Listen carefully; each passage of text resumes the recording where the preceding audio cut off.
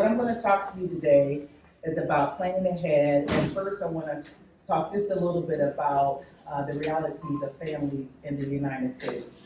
People are said to first, they're living longer. We have a lot of the baby boomers that are increasing, and it's the fastest growing segment is individuals ages 85 years and older. And actually, in Ohio, we have about 1.5 million Ohioans that are caregivers. So I take it that everybody here today is a caregiver?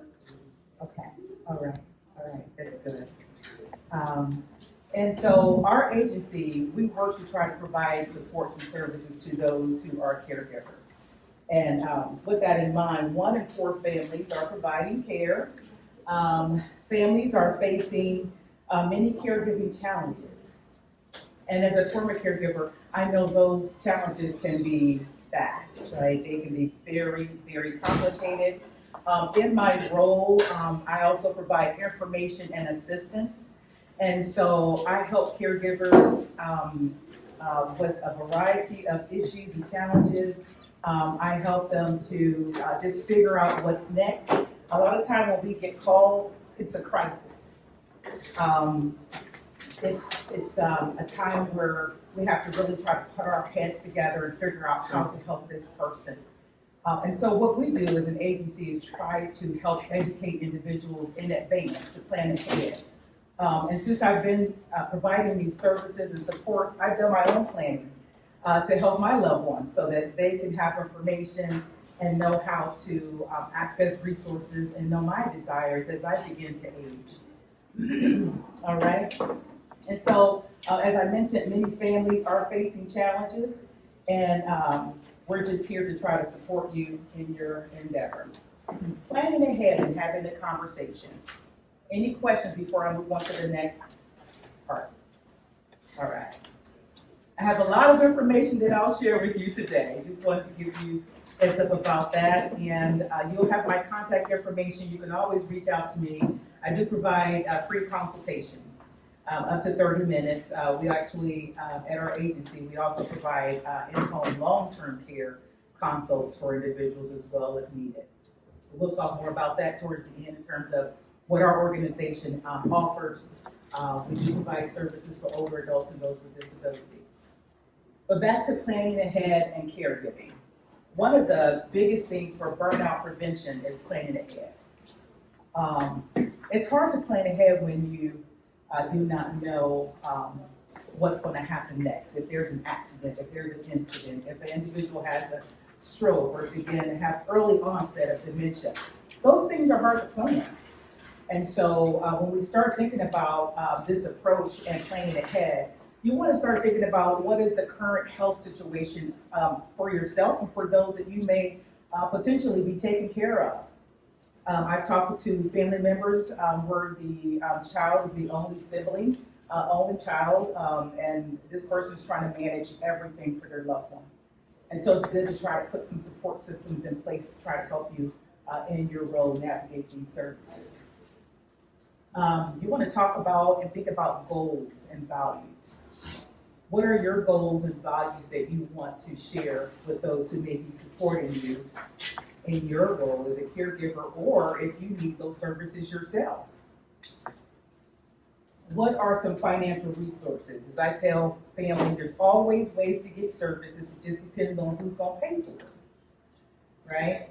So there's always ways to get help with aid services and help with transportation and homemaking.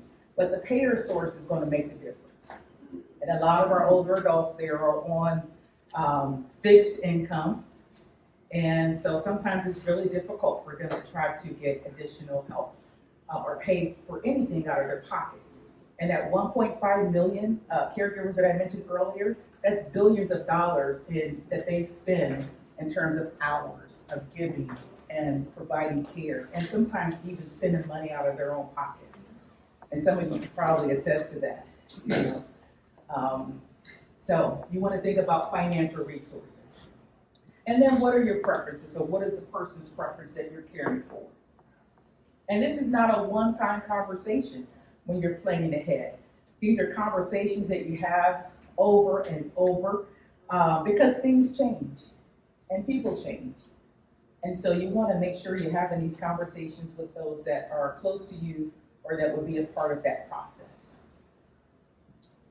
Suggestions for getting the conversation started. Well, we got holidays coming.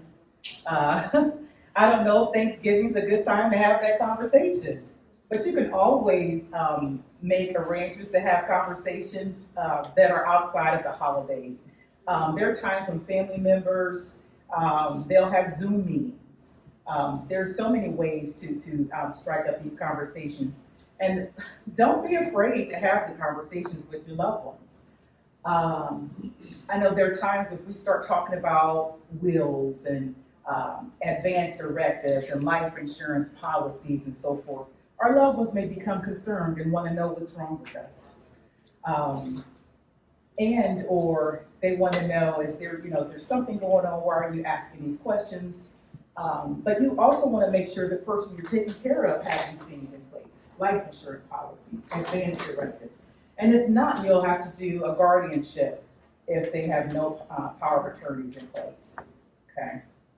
If they're ever in a situation where they're unable to make decisions for themselves, okay? So having those conversations can be a challenge, but you can make it fun, you can make it light. I say this is a heavy conversation. I just did a training Saturday with a group of older adults. And so it was heavy, but we had to, try to make it light because when you think about planning ahead and think about, okay, what are my wishes? It almost feels like it's scary. It can, make your palms sweat when you think about, oh, I'm making decisions about my end of life experiences or my loved ones' end of life experiences, but it's necessary. It's necessary, and oftentimes it's not expressed or it's not shared until crisis situations, and then you find out a lot of things that you need to know to help you journey these tough experiences. Prepare your questions in advance. Prepare the information, and as mentioned, consider holding a family meeting. In my family, when my mother became ill, I was that person. My mother was the matriarch of my family. And so she was a go-to for a lot of supports and help from my other family members.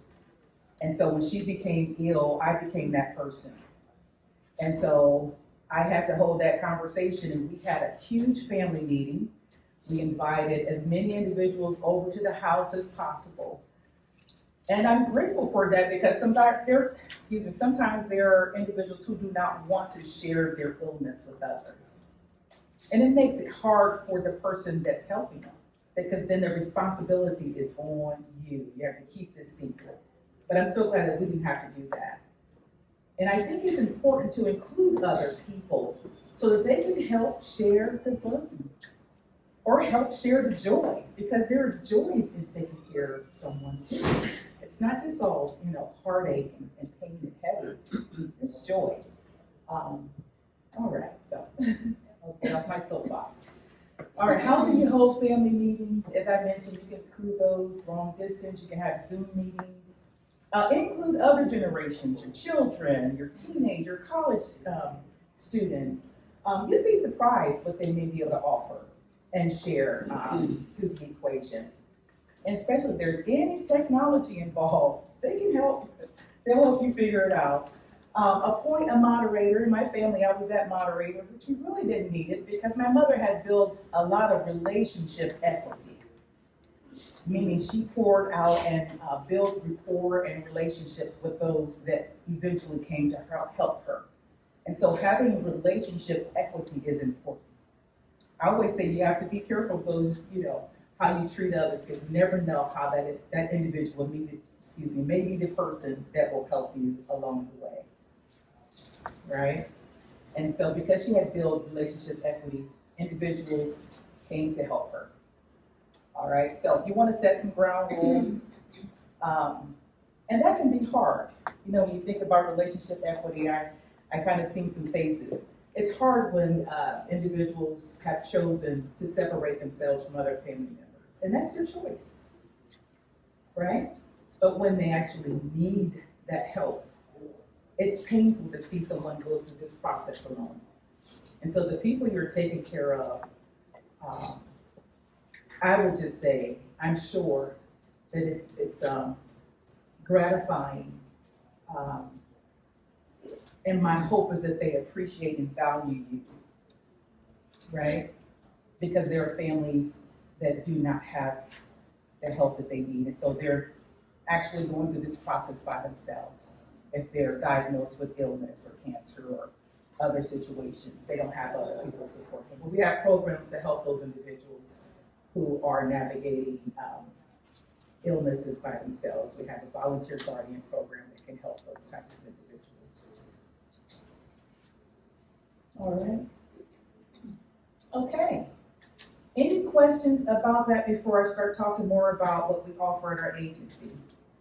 Talk a little bit about accessing aging services, planning ahead, the importance of planning ahead, not only for yourself, but for the person that you're taking care of. Okay. So a lot of times individuals get our agencies mixed up with the Franklin County Office on Aging. We provide some of the same services. One of the biggest differences is our agency provides services to all of Central Ohio. So we're not specific to Franklin County. So we provide services to Madison, Licking, Fayette, Union, Fairfield, Pickaway, and Delaware. And we have partnerships with all those counties to provide those services. All right, and so the area agencies were created out of the Older Americans Act. And so we have over 600 agencies across the United States. Someone asked me earlier if their loved one in Florida could be helped. Absolutely, because there are area agencies in Florida. And so the same services that we offer here in Ohio, they should be able to offer them. They may look different or they may have a different name. And there's a way to look up the area agency that's closer to your county or closer to your city or state. As mentioned, we provide services for Central Ohio. Franklin County Office of Aging provides services specifically for Franklin County. Their services are based on a sliding fee scale. So what that means is there are no Medicaid, no Medicare requirements for the services through Franklin County Office of Aging, such as senior options. Their services are for individuals ages 60 years and older. Our program is for individuals who are primarily Medicaid eligible or Medicaid waiver eligible. A lot of times individuals come to our programs and they have Medicare and they're trying to figure out how can they get more services because Medicare will not cover the cost for a lot of in-home supports. And if you are working with someone who has Medicare, you may have hit a few brick walls with that because typically Medicare will cover the cost for in-home supports after an individual has been hospitalized.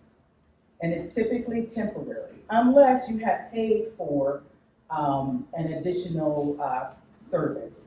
I have met a few families who have paid for additional supports for their loved one through Medicare.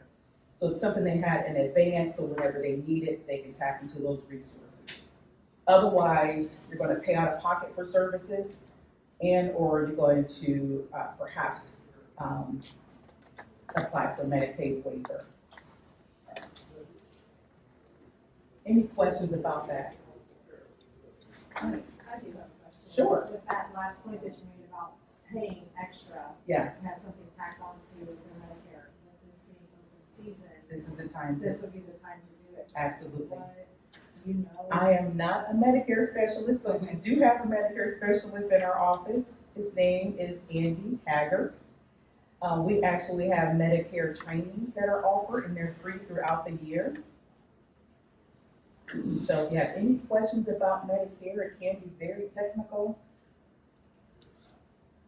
I would definitely reach out to him or attend one of the trainings. And they're just basic one-on-ones. However, if you need more technical detailed information, they can provide a consultation for you as well. And you don't need to be linked with our services to be a part of trainings or get a consultation. counsel. Yes, ma'am. I have a question, because I think you said earlier Medicaid waiver eligible. Yeah, can you speak So up just a little bit? You said Medicaid waiver eligible. Yeah, so But is it Medicare or Medicaid? Medicaid waiver. So a lot of times individuals say, like I talk with family members, oh, my loved one doesn't qualify for Medicaid. Well, if they're on Social Security and they have no assets, more than likely they qualify for Medicaid. So I would just explore that a little bit more. But the guy in your office, Andy Hager. Hager, he helps with Medicare. Hager, he's Medicare? Medicare. Okay. Myself and I have a colleague in our screening department. They can help you with trying to figure out if your loved one qualifies for Medicaid waiver. And the biggest thing with Medicaid is resources. Not so much as income as it is resources or assets, savings accounts, property, and so forth. But there's ways to navigate through those. And so I definitely recommend if you have a loved one with a lot of assets or you're just trying to figure out how to get more services, perhaps seeking an elder law attorney. Because there are ways to navigate the systems. All right, and so what do? We fund community-based services, we provide education, assistance for individuals of all ages. As I mentioned, Franklin County Office on Aging, ages 60 and over. Through our agency, we provide services across the spectrum. The reason being is for those that are older adults and those with disabilities. And we help advocate for those individuals, and we administer, as mentioned, Medicaid waiver programs. All right, so for our programs, individuals will require, or they must require hands-on assistance with at least 2 daily activities. So it's like nursing facility level of care. So bathing, dressing, grooming, walking, toileting, eating, at least 2 of those. And or medication administration twice a day, along with at least 1 of those daily activities I mentioned. Sometimes individuals just want housekeeping or chore services. Well, that's not what we do. We typically refer them to another agency such as Life Care Alliance. Life Care Alliance, they do have a program where they can help with chore services. They actually even have a wellness program. They can send a nurse out to an individual that has diabetes and provide medication administration. A Life Care Alliance can help with wellness checks. And they can also help with in-home care. They're the lowest in terms of, if you're paying out of pocket, Life Care Alliance, in terms of cost effectiveness, they're the best way to go. All right, so how to find what care is available. As I mentioned, Elder Care Locators, a national resource that you can use if you have a loved one living out of the state of Ohio. You can always go to that website and you can figure out the place or the area agency that's closer to you. We provide long-term care assessment. I think I mentioned that earlier. And we have resources and guides that we can also provide you and your families. Here are some helpful websites to you or for you. ODA is our oversight, the Ohio Department of Aging, so a lot of our funding comes through them. And we are like a hub as well. We provide funding to other programs such as Life Care Alliance and some of the other partners that I mentioned that we're linked with in the counties. If you are in need of legal consultation or the person that you're helping needs legal consultation, you can reach out to proseniors.org. They provide a free 30-minute consult. Sometimes when we're trying to navigate Medicare and Medicaid, ProSeniors is really helpful with sharing with you the steps you need to take to do that. All right. So these are some of the in-home services: meal prep, transportation, chores, telephone resources. Our agency provides case management, which is really helpful for loved ones because you have someone checking in with you periodically to help with things that may be a little burdensome for you, They can also help you when things change, like if an individual needs more help in the home or if they need meals, they can help adjust their care plan accordingly. Adult day services and respite care, those are extremely helpful as a caregiver. Respite is a key to prevent burnout. I think a lot of times we try to do everything ourselves, but respite can give you some time and some self-care, some time for yourself, right? Which is so important.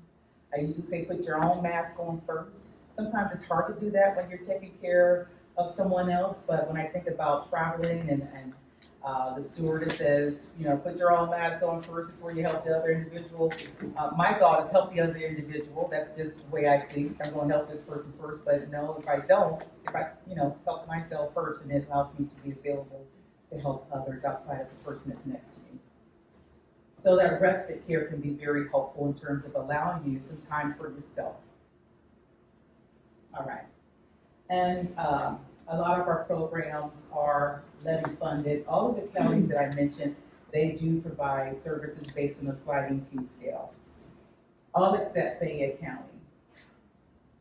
And as mentioned, we are, our agency is a hub, and we help provide some funding for these counties to provide services for their loved ones or for your loved ones. Here are the agencies that we partner with. I just wanted to make a comment, because Yes. in case people don't know, in fact, the booklet in chapter 7, it has a lot of the resource information.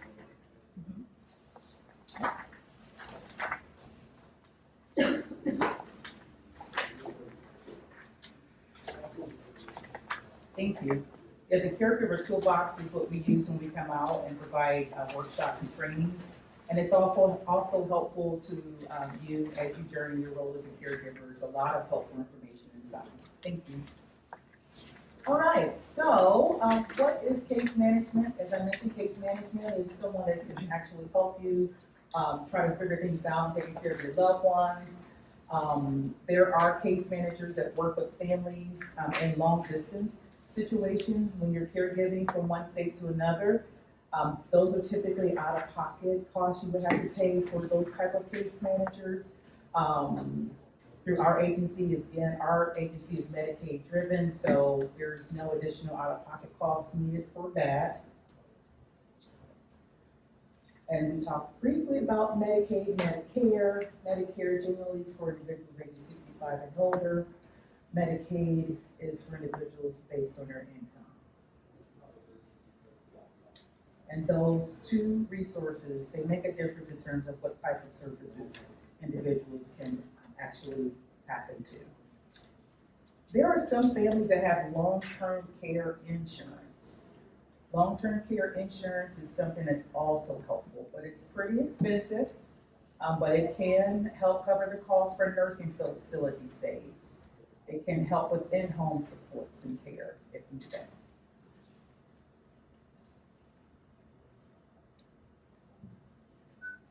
Okay. Medicaid waiver, these are some of the waiver programs facilitated through our agency, Ohio Home Care Waivers for individuals ages 60 and older.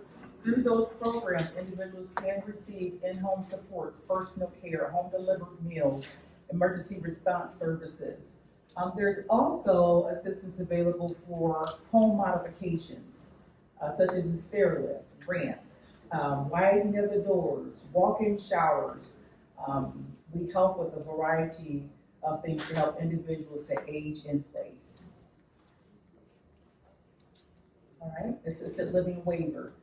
Medicare does not cover the cost for assisted living waiver. If in the event that you're unable to take care of your loved one and they need a facility stay, assisted living is pretty expensive. It's about $5,000+ a month. With waiver, individuals can receive the bulk of that paid for under Medicare. However, they will still need to pay for room and board. Room and board is about $900 a month. But Medicaid will cover the cost for the bulk of the stay. All right, so those are just some things you want to start thinking about as you're planning ahead. All right. All right, we talked about that a little bit. And these are the counties, more detailed information. These are some of the guides that we offer. We offer a variety of guides. I think you guys received one of those, the hiring guide to help you as you plan or if you need help hiring an aide. Our most popular guide is the the Older Adult Resource Guide. We only have a few of these because they're so popular. And they go like hotcakes. But we will have a new batch in maybe March, and I can make arrangements with Karen to have a couple of boxes dropped off. They go like hotcakes, so we'll try to get these to you. It's a yellow pages for seniors. It has everything in there from transportation, home health services, but you can also go to our website and access this guide electronically, coAAA.org, under the caregiving tab, okay? All right, and you have the caregiver toolbox. The other popular guide is housing and home repair services.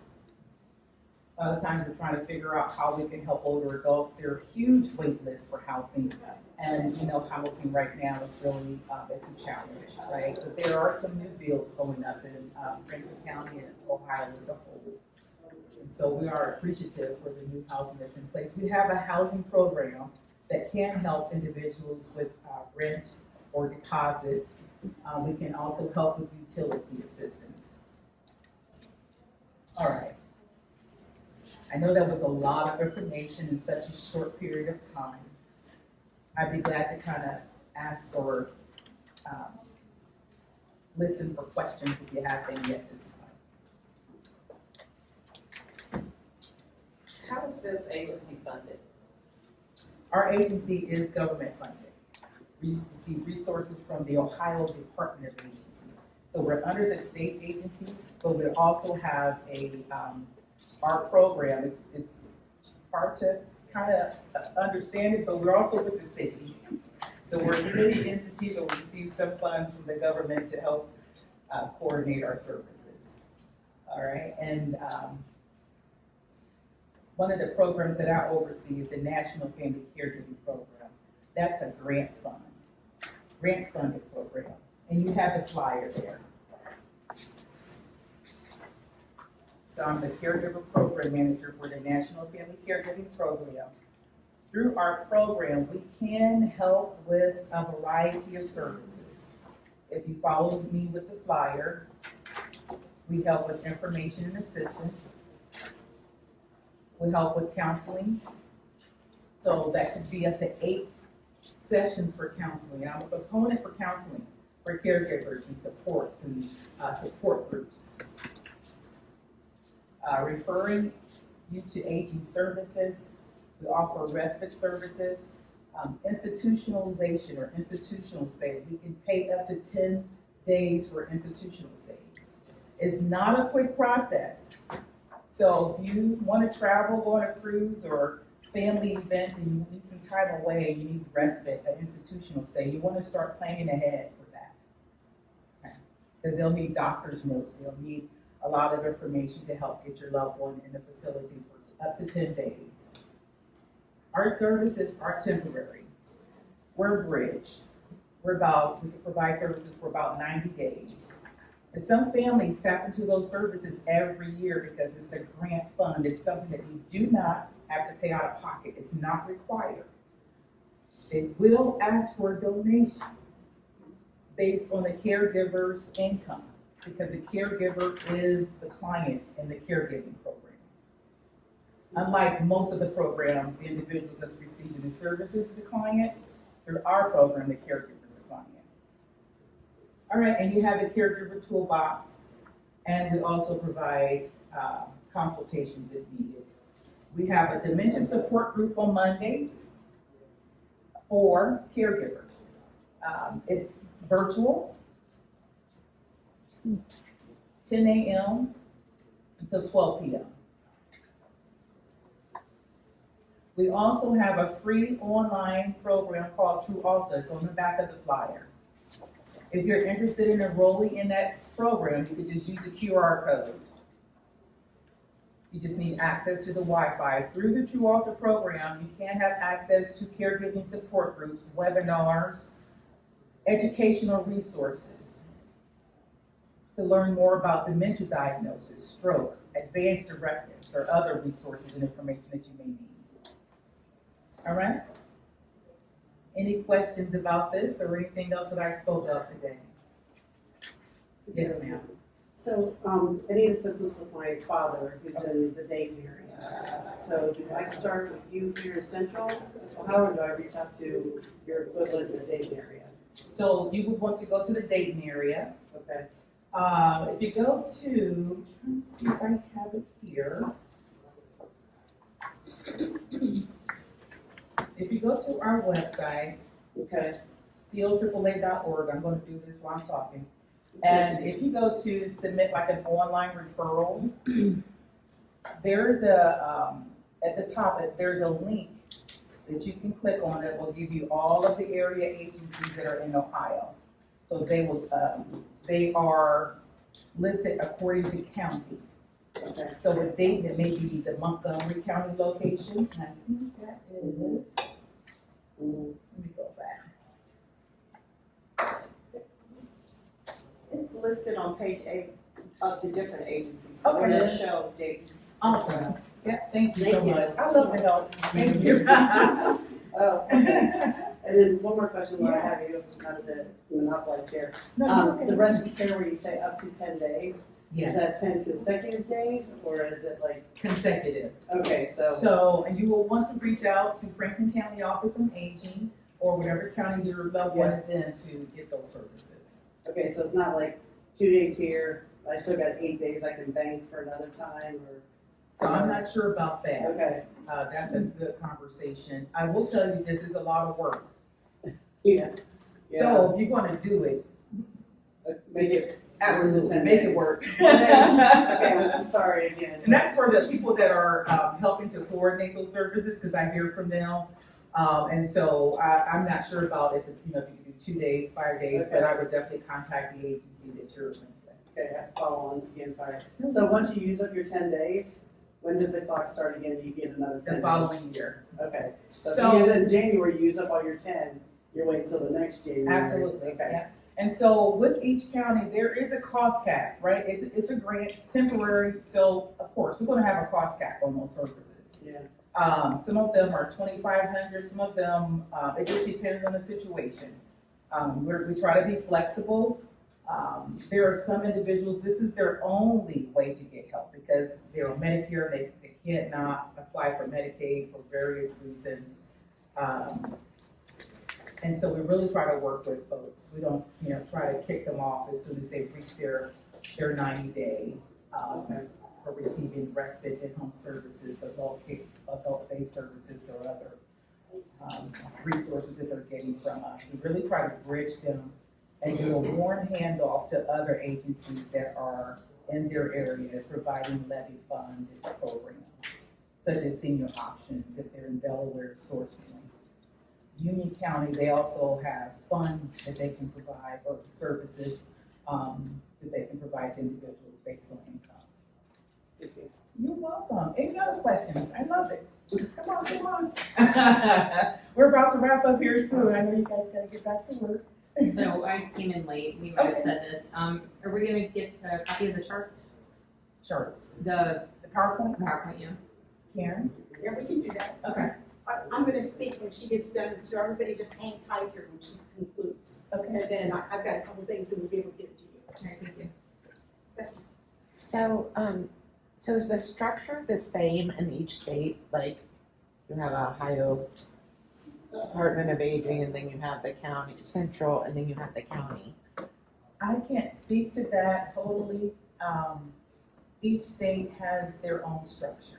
Okay, so they don't all do it the Some of same. them are all under the state and the city's not involved. So our structure is different. And how we do our program and spend our dollars is a lot different from other AAAs too. So a lot of other AAAs do everything in-house. We receive the funds, we're like a hub, and we send the money out to other agencies. So do you know where the best place to start would be for another state?